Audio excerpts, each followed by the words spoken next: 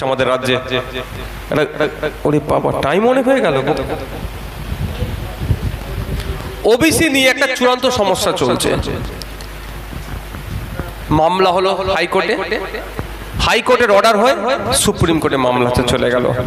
High court কি বলল, যে ওবিসি ব্যাকওয়ার্ড ক্লাসেস অ্যাক্ট যেটা আছে সেই আইন অনুযায়ী ওবিসিটা তৈরি করা হয়নি, ফলে এটাকে বাতিল করা হলো। ইটস মিন যদি যে গাইডলাইন আছে তৈরি করতো তাহলে এটার বাতিল হতো না। তারপরে সুপ্রিম কোর্টে গেল রাজ্য সরকার। সুপ্রিম কোর্টে গিয়ে অনেক হম্বিদম্বি অনেক কিছু করলো। আমিও সুপ্রিম কোর্টে মামলা করেছি আপনাদের ওবিসি সার্টিফিকেট বাঁচানোর জন্য। আমার একটা নয়, আমার দুটো মামলা করা আছে। আমি নিজের নামে একটা মামলা চালাচ্ছি, আবার ওবিসি যার সার্টিফিকেট আছে তারও মামলা আমি নিজে চালাচ্ছি। দুটো মামলা আমি চালাচ্ছি আপনাদের ওবিসি সার্টিফিকেট বাঁচানোর জন্য। কিন্তু দেখুন, নাটকটা একটু আপনাদের বুঝতে হবে। কিছুদিন পরে দেখলাম হঠাৎ, এই কতদিন আগে বিধানসভাতে মমতা ব্যানার্জি একটুখানি ঘোষণা করে দিলে এই করেছি হ্যান করেছি বলে ছেড়ে দিল।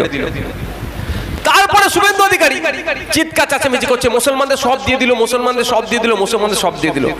শুভেন্দু অধিকারী মুসলমানদের সব দিয়ে দিল যখন বলে চিল্লাচ্ছে, আমার একটু সন্দেহ হলো যে তৃণমূল মুসলমানদের ভালো করবে। বিশ্বাস করুন, ঠিক যেমন বিজেপি মুসলমানদের ভালো কোনোদিন করবে না, বিজেপি গরিব হিন্দুদের ভালো কোনোদিন করবে না, ঠিক একই ভাবে তৃণমূল মুসলমানদের ভালো করবে। কারণ তৃণমূলের আমলে মুসলমানরা সব থেকে বেশি ক্ষতিগ্রস্ত।